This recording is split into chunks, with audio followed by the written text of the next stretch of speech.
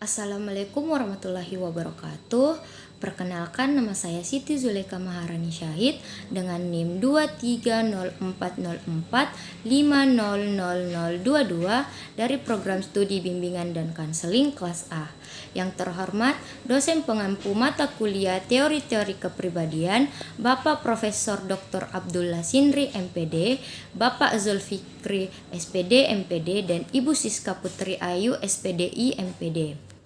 Baik, langsung saja saya akan menjelaskan artikel untuk memenuhi tugas ujian akhir semester yang telah diberikan. Dinamika kepribadian remaja merupakan bagian penting dari psikologi perkembangan yang dimana menarik perhatian banyak peneliti dan praktisi, terutama mereka yang bekerja dalam bidang bimbingan konseling. Pada masa remaja terjadi perubahan besar secara fisik, emosional, dan sosial. Orang-orang mulai membangun identitas dan nilai-nilai yang akan membantu mereka menjadi dewasa. Perubahan ini seringkali disertai dengan masalah yang kompleks dari dalam diri remaja maupun lingkungannya. Teori Gardner-Murphy memberikan dasar yang luas untuk memahami dinamika ini. Ia berpendapat bahwa kepribadian terdiri dari berbagai komponen yang saling berinteraksi, termasuk disposisi fisiologis, analisis, dan respons bersyarat. Metode ini menekankan bahwa kepribadian tidak tetap, itu berubah seiring dengan pengalaman dan interaksi sosial. Jadi, teori ini menekankan betapa pentingnya interaksi antara komponen biologis dan sosial dalam membentuk kepribadian seseorang. Oleh karena itu, kepribadian adalah hasil dari interaksi yang kompleks antara kecenderungan individu dan pengaruh lingkungannya yang berubah seiring waktu. Teori kepribadian Gardner-Murphy ini menggabungkan berbagai bidang ilmu untuk memahami kepribadian manusia. Struktur kepribadian. Menurut Gardner-Murphy, struktur kepribadian sebagaimana bagian-bagian individu membentuk struktur yang lebih besar, yaitu disposisi fisiologis. Ini mencakup sifat genetik dan kondisi fisik, seperti metabolisme dan tonus otot yang menentukan perilaku dan respons terhadap lingkungan. Kanalisasi. Proses ini menunjukkan bagaimana norma sosial mengubah disposisi fisiologis menjadi perilaku tertentu. Bagaimana kebutuhan dasar seperti lapar dapat diubah menjadi perilaku yang mengikuti norma budaya misalnya. Respon bersyarat. Ini adalah reaksi individu terhadap stimulus yang telah mereka pelajari dari pengalaman sebelumnya. Murphy menekankan bahwa reaksi ini melibatkan proses kognitif yang lebih kompleks selain refleksi. Selanjutnya, dinamika kepribadian. Murphy berpendapat bahwa energi yang berfungsi dalam seseorang mempengaruhi kepribadian yang selalu berubah. Dia menyatakan bahwa motif adalah tingkat tegangan dalam jaringan tertentu yang dapat meningkatkan atau menurun seiring dengan perubahan energi. Tingkat tegangan ini menunjukkan konsentrasi energi yang dapat mempengaruhi perilaku individu. Interaksi dengan lingkungan. Dinamika kepribadian juga dipengaruhi oleh interaksi individu dengan lingkungan sosialnya. Remaja misalnya seringkali mengalami ketegangan antara kebutuhan biologis dan tuntutan sosial yang dapat mempengaruhi perkembangan kepribadian mereka. Selanjutnya, perkembangan kepribadian.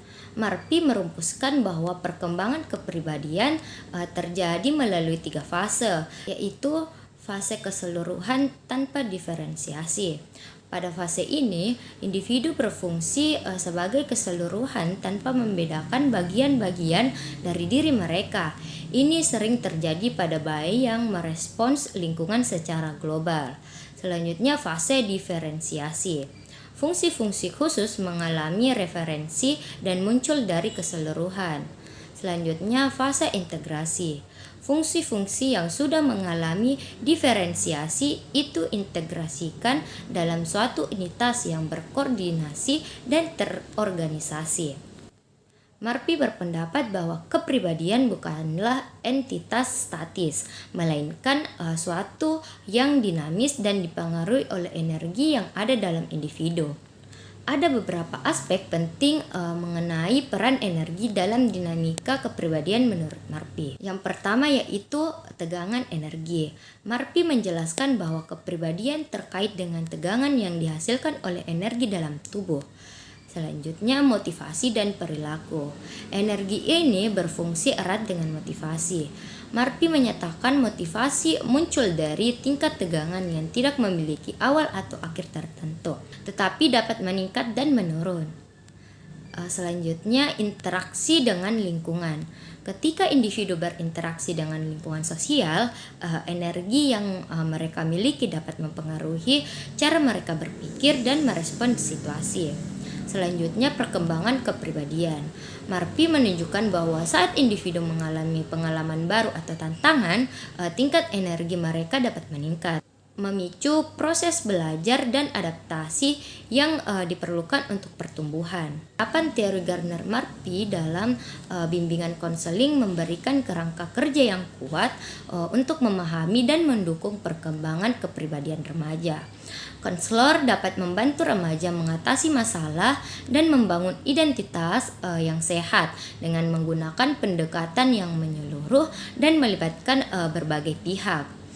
Untuk membantu remaja menghadapi berbagai kesulitan yang mereka hadapi selama masa transisi, sangat penting untuk menggunakan teori kepribadian dalam bimbingan konseling. Teori-teori ini juga termasuk perspektif Gardner-Marpi, yaitu pendekatan holistik.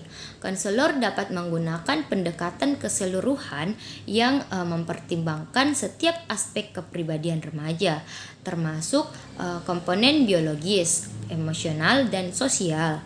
Dengan mengetahui bahwa kepribadian remaja berubah dan dipengaruhi oleh interaksi mereka dengan lingkungan mereka, konselor dapat membuat tindakan yang lebih baik.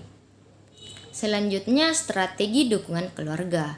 Sangat penting bagi orang tua untuk terlibat dalam proses bimbingan konseling. Konselor dapat mengajar orang tua tentang perkembangan kepribadian remaja dan cara memberikan dukungan yang positif.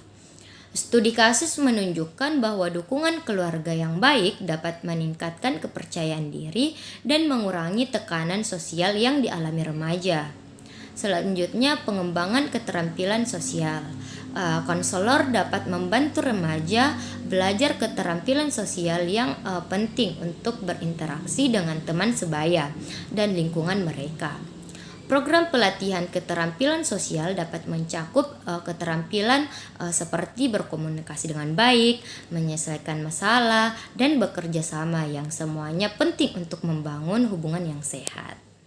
Jadi kesimpulannya ialah perspektif teori Gardner-Marpi dinamika kepribadian remaja ini menunjukkan bahwa perkembangan kepribadian remaja adalah proses yang kompleks dan dinamis yang dipengaruhi oleh interaksi antara faktor biologis, sosial, dan lingkungan.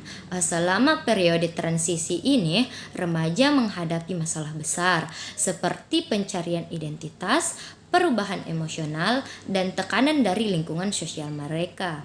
Penelitian menunjukkan bahwa dukungan dari keluarga dan teman sebaya sangat penting dalam membentuk kepribadian yang positif. Lingkungan yang mendukung dapat membantu remaja mengatasi krisis identitas dan membangun kepercayaan diri. Sebaliknya, pengaruh yang negatif dapat menyebabkan perilaku menyimpang dan masalah kesehatan mental.